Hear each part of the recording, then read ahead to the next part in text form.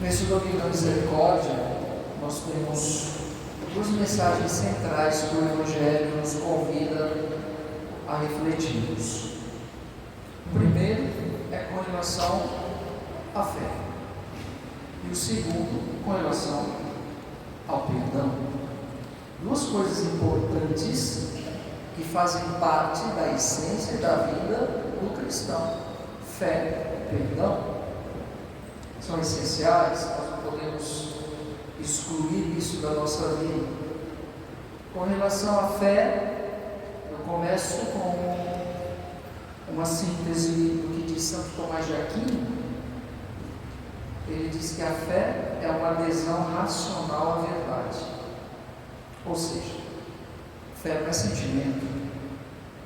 Fé não é sentimento. Ninguém sente fé. Ah, eu sinto fé. Não, você não sente, você tem. E ter significa uma compreensão racional, pela inteligência. O que a gente sente? Dor de barriga, dor de cabeça. Tem gente que diz, eu sinto Deus. Não, ninguém sente Deus, porque Deus não é sentimento. Deus não é sentimento. É por isso que muitas vezes nós caímos aí nas mazelas emocionais que nos aprisionam, porque nós queremos sentir que Deus não se sente. Deus não se sente. Deus se compreende. Deus se chega pela razão, pela inteligência, é dom do Espírito Santo. Recebei o Espírito Santo. Para a gente não cair aí nessa armadilha do sentimentalismo. Uma vez uma pessoa fala, faz uma missa para eu chorar. Meu filho, é melhor ir no velório. Ou, não sei. As pessoas querem sentir, mas eu até entendo. Nós somos muito sinestésicos, aflorados nas emoções. Mas eu posso dizer que sinto pela fé quando eu compreendo. Talvez seja uma expressão não tanto quanto correta dizer, mas se eu quero sentir algo pela fé, o sentido da fé é compreender. Não é como São Tomé. São Tomé eu acho que era brasileiro. Quando eu estava lá na Itália, na casa do Carlo Acutis, muitas vezes o pai do Carlo, padre, é tão interessante os brasileiros. Por quê? Por que, André? Porque os brasileiros veem com as mãos. Deixa eu ver. Quando a gente quer ver alguma coisa, a gente quer tocar. O brasileiro é assim. Deixa eu ver, padre. Sim, mas a gente vê com os olhos. Não, mas deixa eu ver. O ver do brasileiro é tocar, sentir, sinestesia. Então acho que Tomé era brasileiro. Se eu não tocar as marcas, os pregos, se eu não der um abraço, eu não acreditarei. Que coisa. Aí Jesus diz, bem-aventurados são aqueles que não me viram, mas creram. Ninguém aqui viu Jesus e acredita. Somos bem-aventurados, hein? Por quê? Porque a fé não necessita da sinestesia e dos sentidos para que eu acredite. Aconteceu um fato uns anos atrás numa cidade aí, um sobrado, a criança pequenininha, assim como esse garotinho aqui, estava em cima, no segundo andar da casa. Num determinado momento a criança saiu, os pais não viram, ela foi para a rua. Aconteceu uma explosão e começou um incêndio na casa. E toda a parte dos pais saíram correndo porque viram que, os pais viram que a criança saiu para brincar com as outras na rua, mas não perceberam que ela voltou e foi para o segundo andar. Aconteceu um incêndio. Os pais saíram correndo, desesperados, enquanto chegava o corpo de bombeiros, etc. E pensavam que a criança estava do lado de fora com as outras brincando, e já estava tudo tomado, e a criança estava lá em cima no quarto, na parte de cima. E começou o incêndio, os pais começaram a procurar a criança ali, não viram, quando escutaram a criança gritando lá de cima. E não tinha como o pai entrar e não tinha como a criança descer. O que o pai fez? Ficou embaixo e disse, se joga, filho, que o pai te pega. O que a criança fez? Ela simplesmente se jogou. E o pai segurou. Isso é o quê? Fé. Você imagina se a criança não acreditasse E se ela fosse se tomar pelas emoções, se ela fosse olhar a altura, se ela deixasse o medo, ela não se jogaria. Fé é isso, é o jogar-se nas mãos de Deus, se jogar, se lançar nas mãos de Deus. Porque se você for pela via da emoção, você não se joga. Porque aí vem o medo, vem insegurança, aí você começa a colocar o obstáculo, mas sim, eu não consegui, pai. Mas se joga, filho, que o pai te segura. Tem exemplo mais bonito para entender o que é fé, quando muitas vezes as nossas necessidades, nós não nos jogamos nas mãos de Deus. Por quê? Porque a nossa fé está como a de Tomé, está colocando empecilhos, porque a nossa fé está colocando condicionamentos.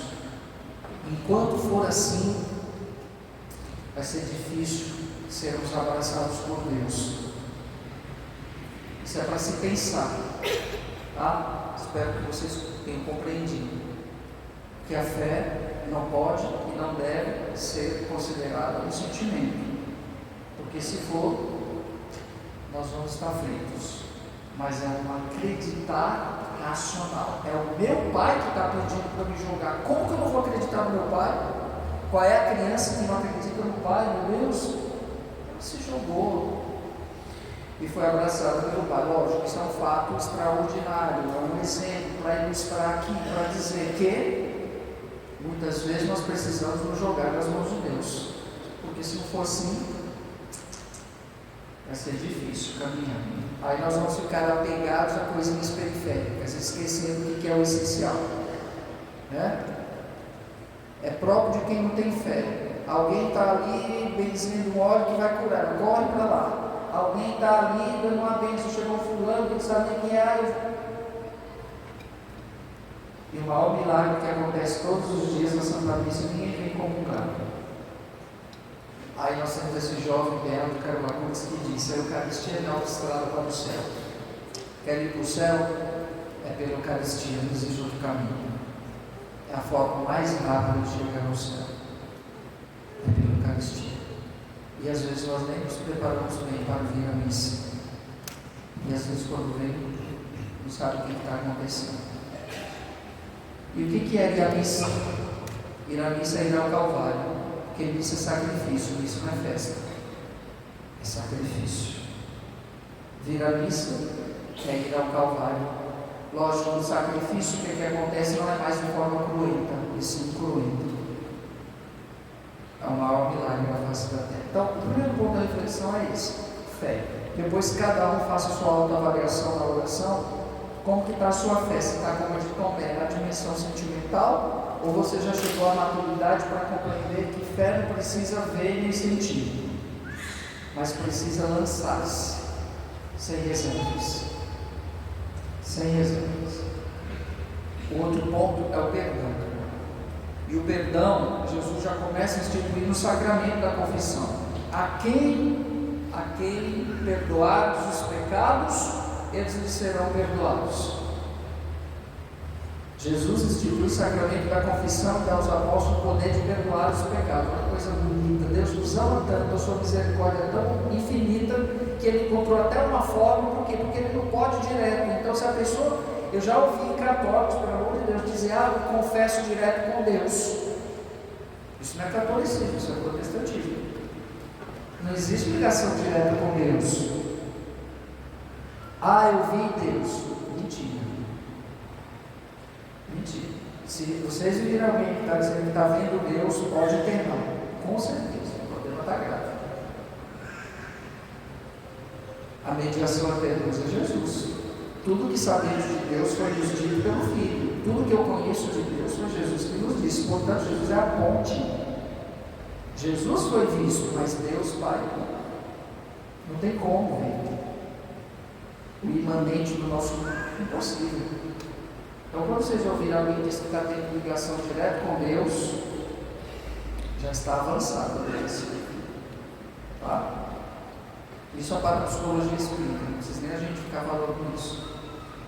Mas tem gente que vai atrás de gente que está vendo Deus. Meu Deus do céu. Complicado. Complicado. Isso é o quê? Aí a gente volta ao ponto da fé. Teríamos que ficar o dia todo aqui refletindo essa virtude teologal, né? Que é a fé. Mas o perdão, e o que é o perdão? Perdão, gente, em primeiro lugar de tudo, os apóstolos no momento perguntaram para Paulo, era uma preocupação deles. Senhor, quantas vezes temos que perdoar? Até 7 vezes? 70 vezes 7. 7 é o número de Deus, é um número perfeito, que representa o infinito, ou seja, sempre o que é necessário. Porque o perdão, o primeiro beneficiado do perdão é quem perdoa, não é quem recebe. Quando as pessoas tomarem consciência que o perdão é a própria a falta de perdão, é a própria autodestruição, porque o perdão ele vai te matar, a falta de perdão te mata por dentro. E o primeiro beneficiado do perdão que é concedido é você.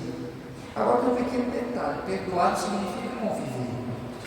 Tem gente que acha que porque eu perdoei, eu tenho que conviver com quem me fez o mal, a quem eu perdoei. Não. Eu, Padre Fábio, pelo menos, quero a distância de quem me fez mal. Mas eu perdoo. Por quê? Porque eu vou ficar leve. O que é perdoar? É não desejar o mal, é não querer vingança, é não querer retribuir com o mal que te fizeram. Existe uma lei chamada lei da reciprocidade. Faça o mal, que é só questão de tempo, ele vai voltar para você. Isso é fato, eu já vi isso acontecer na minha frente muitas vezes.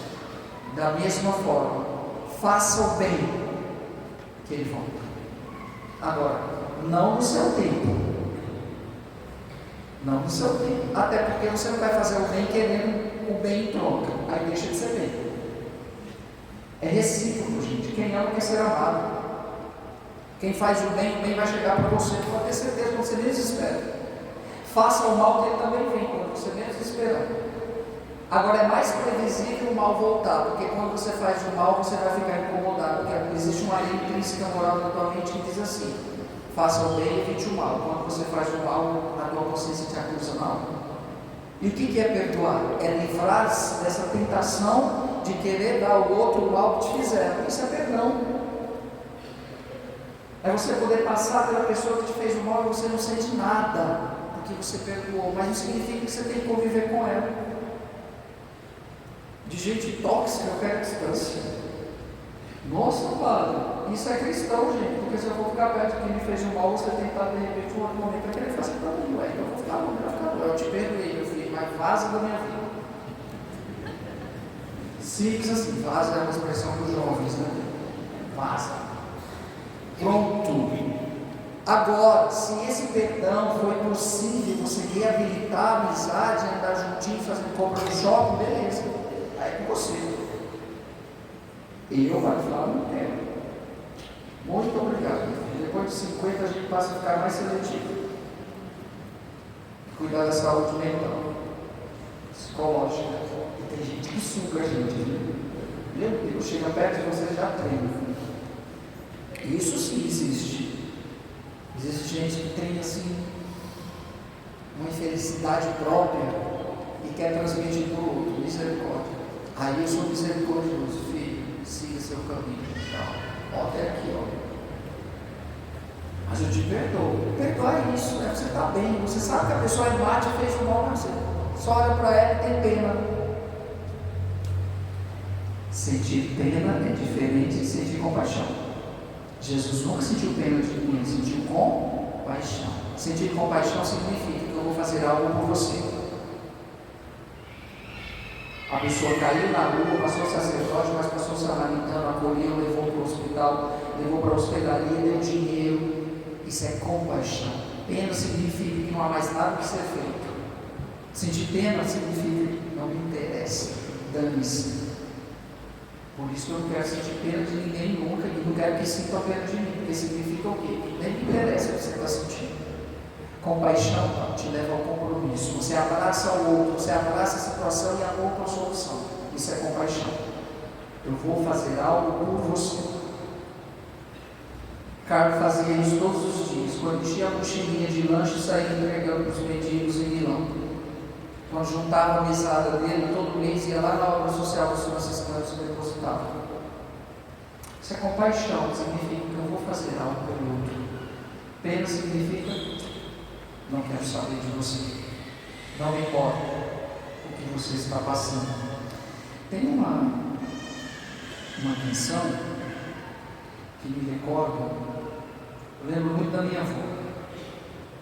Vovó era a única católica que foi ligada na minha família. Porque se eu fosse separado pelo exemplo dos outros, minha mãe fica até brava. Às vezes eu falo, mãe, não sou zombado, porque a senhora rezou por mim. Hoje mudou, hoje não é católica. Ela era católica, mas assim, se eu tivesse decidido não ser padre, seria melhor para ela. Mas eu fui contra ela. Foi tão bom que hoje ela reconhece. Ela fica quietinha hoje, mas minha mãe foi a que mais me atrapalhou para o seminário. Até escrevi isso no meu livro. Mãe, eu contei a verdade no livro, que a senhora olha, poxa, por que você contou isso? Eu contei que a senhora me atrapalhou, né? A senhora queria que eu fosse padre? Tá bom, mas já passou. Passou, mas ficou na memória, deixa eu falar. Melhor, que a mãe me atrapalhou.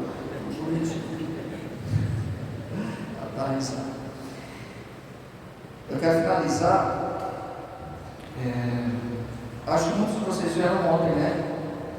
Quem veio ontem aqui para o momento do Carga Boots? Veio pouca gente, vou ter que voltar de novo para todos vocês. Tá, Estela? Vou voltar de novo. Gostei daqui. Então, gente, existe uma coisa que eu sempre toco e falo para os pais. Está cheio de crianças aqui. Eu acho tão bonito quando os pais trazem as crianças para mim. Sabe por quê? Porque vai criando uma memória afetiva delas de virem à igreja. Porque quando elas ficarem adolescentes, o adolescente com a sua autoindependência, a primeira coisa que ele quer é fugir da igreja e da mãe do pai. Mas esse adolescente, esse jovem só volta se ele tiver memória afetiva daquilo que foi criado enquanto criança. Talvez isso não seja uma regra, mas 90% é. Poxa, meu pai me levava para a igreja. Então a igreja não vai ser um ambiente estranho para eles. Lá na frente, quando eles estiverem nas dores da vida, eles vão recordar do que é da igreja eles vão. Quando essa memória afetiva não existe, a igreja vai ser sempre um ambiente estranho para eles. Por isso que eu acho bonito quando traz as crianças para mim. Já a mamãe grávida, quando vem para a igreja, não deixa. Quando a criança nasce, ela nem estranha o parto, porque ela já ouviu a homilia da barriga e registrou. Então a igreja não vai ser um ambiente estranho. Criança normal, correr para lá e para cá, mas a memória afetiva foi plantada. E tem pai que diz, não vou para a igreja porque meu filho fica atrás do filho. Não inventa desculpa, né? Porque senão depois a conta vai chegar lá na frente. Por que meu filho ficou rebelde? Para e pensa, vai lá na infância.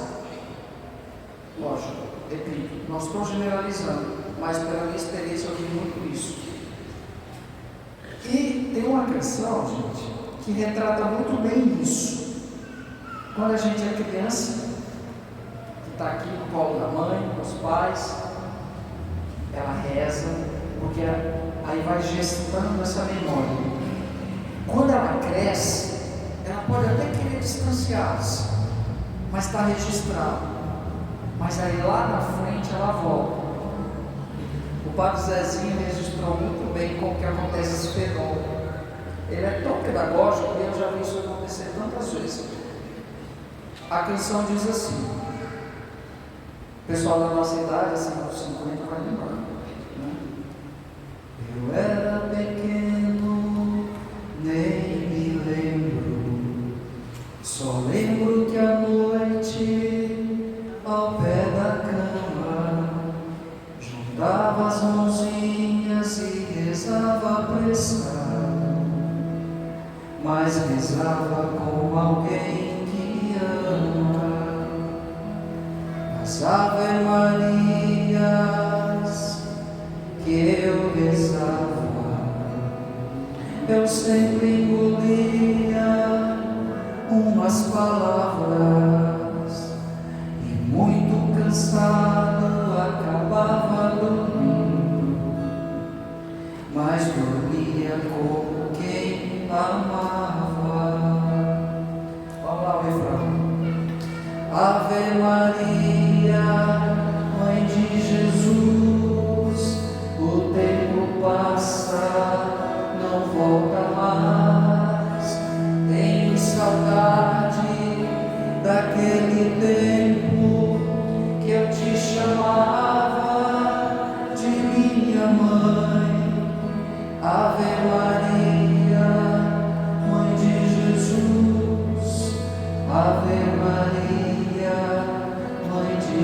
Jesus. Aí o que acontecia depois?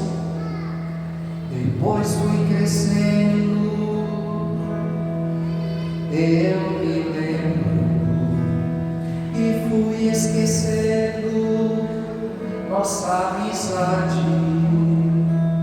Chegava lá em casa chateado e cansado, de rezar não tinha nem vontade. Acontece isso também, ó. Andei duvidando,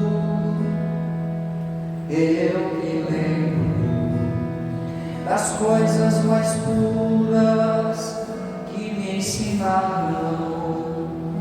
Perdi o costume da criança inocente, minhas mãos quase não se ajuntavam. Com vocês agora. Ave Maria, Mãe de Jesus, não volta mais, tenho saudade daquele tempo que eu te chamava de minha mãe. Ave Maria, Mãe de Jesus, Ave Maria, Mãe de Jesus. A parte final diz assim: o teu amor cresce com a gente, a mãe nunca esquece o filho ausente. Eu chego lá em casa chateado e cansado, mas não rezo como antigamente.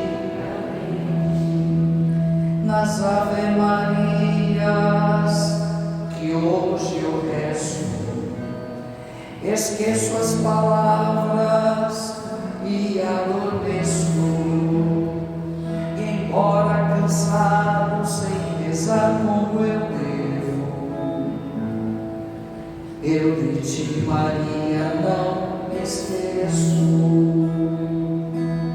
Para finalizar, Ave Maria,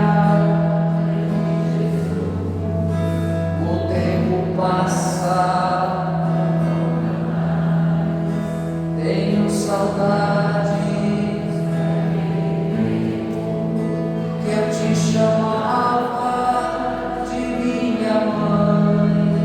Ave Maria, Mãe de Jesus, Ave Maria, Mãe de Jesus. É isso que está faltando, é isso que está acontecendo hoje. As pessoas não rezam mais, não se encontram mais, aí chega lá na frente a conta chega, e o passado é uma roupa que não se veste mais, já foi. Por isso, a única coisa de concreto que nós temos é o agora. Então qual que é a hora de perdoar? Agora. Amanhã ninguém sabe se vai estar vivo, porque o amanhã não existe. Qual é a hora de amar? Agora. Qual é a hora de ser feliz? Agora. E às vezes nós vivemos um estresse total, deixando, adiando certas coisas. Nós não sabemos, gente, quando que vai ser o nosso encontro com Deus. Como eu perguntei aqui nas outras missas, quem quer ir para o céu? Levanta o braço. Levanta o braço. Quem quer ir para o céu? Olha que coisa linda. Quem quer ir hoje? Que coisa feia. É complicado, viu? Complicado, Rafael. Quem quer ir, quer simplesmente. Não importa a hora, o momento, porque se desejar, o Carlos dizia, minha meta é o infinito. Quem se apega a esse mundo vai perder tudo no final, porque nós não temos nada, tudo que nós temos é emprestado. Eu tenho um carro maravilhoso, mentira, não tem nada. Eu tenho conta bancária, mentira, não tem nada. Eu tenho uma casa, você não tem nada. Você não tem nada, é tudo emprestado, porque você não vai levar casa, carro, nada. dê um sentido. Não é proibido ter, não, tenham. Mas dê um sentido para aquilo que você tem. E dar um sentido para tudo isso significa não ser dependente daquilo que você tem, porque você não tem nada. Pura ilusão. Faça como a família do cara. Eles encontraram um sentido para a riqueza deles. Quem fez isso? Esse garoto, o próprio filho. Às vezes somos apegados com o supérfluo, né? Acumulamos coisas sempre para aquilo. Lá na Groenlândia eu conheci uma amiga que ela me chamou na casa dela, aí foi mostrar a caixa, o guarda-roupa, gente, sem mentira nenhuma, tinha uns 30, 40 pares de sapato. Eu perguntei quantos pés ela tinha. Graças a Deus isso não acontece com as mulheres aqui no santuário. Graças a Deus. Eu fico pensando, qual é a lógica de ter 40 pares de sapato? Eu fiquei pensando na minha cabeça. É um desequilíbrio. Pode ter certeza, não é normal, não é normal. Eu tenho 1, 2, 3 no máximo. Mas meu Deus do céu. E ela mostrava os meus pares de sapato. Deus, mas quantos pés tinha? Tem aquele bichinho que parece uma lagarta, tem vários pés. Nem ela conseguiria colocar todos os sapatos naquela bonetinha. Tadinho. Mas sofrer tanto. Porque não cabe dentro do caixão aquele monte de sapato. Eu só vou dizer, mas isso é verdade mesmo. Eu vi, depois eu fiquei reflexivo nisso. O que faz uma pessoa assim? Que escravidão é essa? Ó, nada contra as mulheres terem sapato, por favor, hein? Mas 40 é exagero, né? Bom, vamos terminar, senão a gente vai ficar o dia todo aqui. Mas para dizer, gente, a fé e o perdão são duas coisas necessárias e essenciais para que caminhemos e desejemos esse céu que está a nossa